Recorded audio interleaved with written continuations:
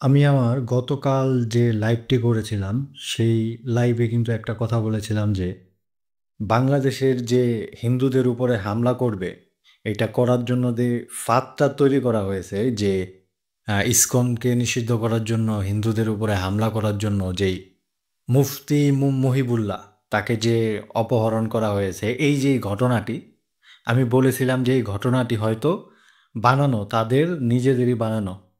আমার গতকালকে করা লাইভের ১২ ঘন্টা পার হওয়ার পরেই একটি বিষয়, একটি তথ্য যে সামনে এসেছে, সেই মুফতি তার নিজের মুখেই স্বীকার করছে যে এই ঘটনাটি যা হয়েছে সম্পূর্ণ আমার এটার মধ্যে কারো দায় নেই। আমি নিজে থেকেই সবকিছু করেছি। এমনকি তিনি বলেছেন যে, "আমি যে এইগুলি করতেছি আমার মাথা কাজ করতেছিল না।" মানে তিনি নাকি তার মেন্টালি সমস্যার জন্যই। আর যে সে বিবরণটা যে দিয়েছে আমার তাকে মনে হয় না যে সে মেন্টালি কোনো প্রবলেমে আছে। এত সুন্দর করে সে বিবরণটা দিয়েছে।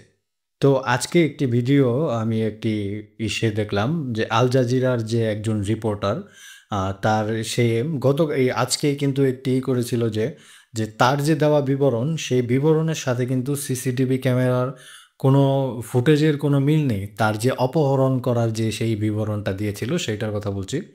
তো এইটা যখন দেখছে যে এখন ধরা পড়ে যাচ্ছে, আ এখন সে এটা প্রতিবারই হয়। যখনই কোনো হিন্দুদের উপরে ঝামেলা হয়, সেটা যদি মিথ্যা প্রমাণিত হয়, তখনই তারা পাগলের অভিনয় করে। তখন তারা হয়ে যায় মেন্টালি প্রবলেম মানে মেন্টাল পেশেন্ট। তো এবারও কিন্তু তার ব্যতিক্রম ঘটেনি। এবারও কিন্তু তিনি তাকে মেন্টালি পেশেন্ট বলেই মানে তারটা নিজেরটা নিজেই তিনি ডিক্লেয়ার করছেন। তিনি বলতেছেন যে আমি বাড়ি থেকে বের হলাম। বের হওয়ার পরে মনে হলো যে আমি একটা জায়গাতে যাই, সিএনজিতে উঠে আ আমাদের ইন্ডিয়াতে যেটাকে অটো বলা হয়, সেটা ওইখানে সিএনজি বলা হয়, যেহেতু গ্যাস চালিত। তো সেইটাতে উঠে নাকি তিনি একটি জায়গাতে গেলেন। তারপরে তিনি আরেকটি আ বাসে উঠলেন। বাসে ওঠার পরে গাবতলী নামক একটি জায়গা আছে। সেইখানে গেলেন। সেইখানে গিয়ে নাকি তার মনে হলো যে তিনি টিকিট কাটবেন। আ বাসের টিকিট কাটবেন। বাসের টিকিট কেটে তিনি পঞ্চগড়ে চলে গেলেন। তো পঞ্চগড়ে যাওয়ার পরে তিনি নাকি অনেক রাতে সেখানে নেমেছেন। রাতে নামার পরে তিনি হাঁটতেছেন। সেইখানে নাকি দেখতে পাচ্ছেন যে পঞ্চগড় পুলিশ কমিশনারের কার্যালয়, আর পুলিশ লাইন এরকম কিছু লেখা দেখলেন। তিনি নাকি ওইগুলি পার করে হাঁটতেছেন। তো হাঁটার পরে তিনি বলতেছেন যে তখন নাকি ভোর হয়ে যাচ্ছিল। তো তিনি মানে হিসু করার জন্য একটি জায়গাতে বসলেন, হিসু করার জন্য। যখন সে হিসু করলেন, তখন নাকি তার যে পাজামা আছে মানে প্যান্ট এবং জামার মধ্যে বা লুঙ্গি, যাই হোক, ওই লুঙ্গিতে নাকি লেগে গেল। তো এটা লেগে যাওয়ার পরে সে নাকি তার আ এইটা নাকি লুঙ্গি অপবিত্র হয়ে গেছে। তাই জন্য সে লুঙ্গিটা খুলে ফেলল। খুলে ফেলার পর আরেকটি বিষয় মিসিং হয়ে গেছে। সে যখন ওইখানে গেল সেইখানে নামার পরে নাকি সে একটি শেকল দেখতে পেল। শেকলটিও সে তার সাথে নিল। শেকল যে আছে না লোহার, কাউকে বাঁধার জন্য যে করা হয়, বিশেষ করে কুকুর-টুকুর বাঁধার জন্য যে শিকল-টেকল নেওয়া হয়।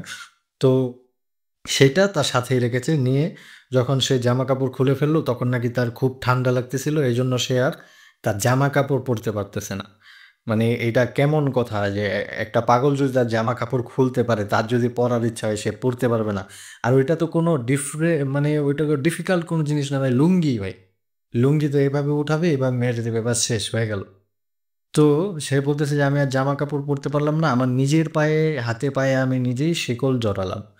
তারপরে আমি সেখানে শুয়েছিলাম। তখন এসে আমাকে মানে ওইখানকার যে লোকজন তারা দেখে। তারপরে পুলিশকে ফোন করে নাকি তাকে পুলিশকে উদ্ধার করে।" তো এই যে বিষয়টা তিনি তার নিজের মুখে স্বীকার করলেন যে সে এটা নিজে করেছেন। এই ধরা পড়ে যাওয়ার কারণে কিন্তু, নাহলে কিন্তু তিনি স্বীকার করতেন না। তিনি যেই দোষারোপটি করেছিলেন, যেই বিষয়টা নিয়ে বাংলাদেশে এত উত্তাল, মানে ধর্মীয় যে উত্তাল আছে, ধর্মান্ধরা যে রয়েছে তারা যেই পরিমাণ মানে ইসকনকে নিষিদ্ধ করার জন্য বন্দুক নিয়ে এমনকি ভারতকেও ছাড়েনি। স্লোগান দিচ্ছিল, "ভারতের দালালেরা সাবধান, সাবধান।" এমনকি তার যে ছেলে, ওই যে জঙ্গিটা, ওই যেই জঙ্গিটা রয়েছে, এই জঙ্গিটা কিন্তু বলেছিল যে ১০০ জন ইসকনকে হত্যা করবে, ১০০ জন ইসকন অনুসারীকে হত্যা করবে এবং ভারতের মোদি, আমাদের যে প্রধানমন্ত্রী, মহামান্য প্রধানমন্ত্রী নরেন্দ্র মোদিজি, তার নাকি ধুতি খুলে ফেলবে। এই চামচিকার বাচ্চা, এই কুত্তার বাচ্চাটা, এখন এই কুত্তার বাচ্চাদের কি করা হবে?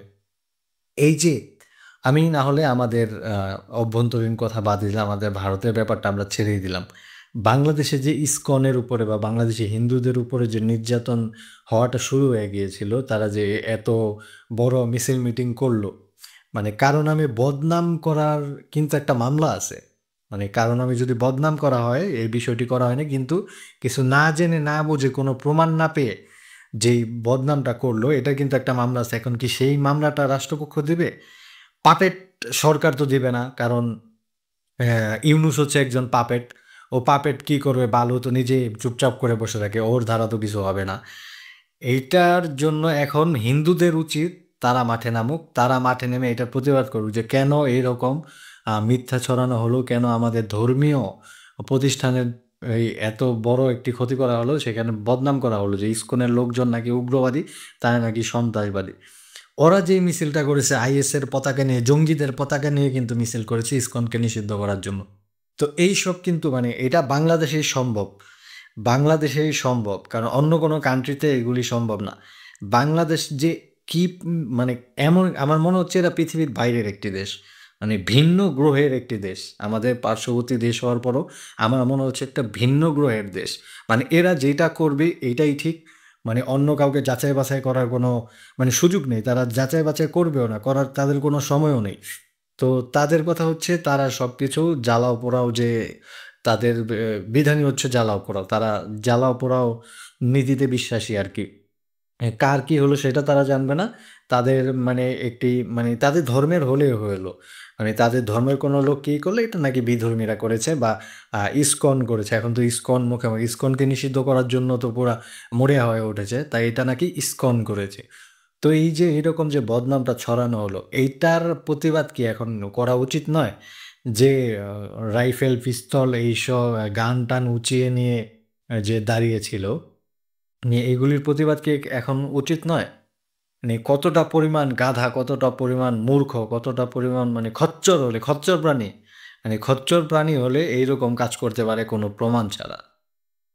তাদের বিরুদ্ধে অবশ্যই আমি বলবো যে পাপের সরকার হোক আর যে হোক, এই পাপের সরকারকে বলবো তাদের বিরুদ্ধে যেন অবশ্যই পদক্ষেপ নেওয়া হয়। ধন্যবাদ সকলকে।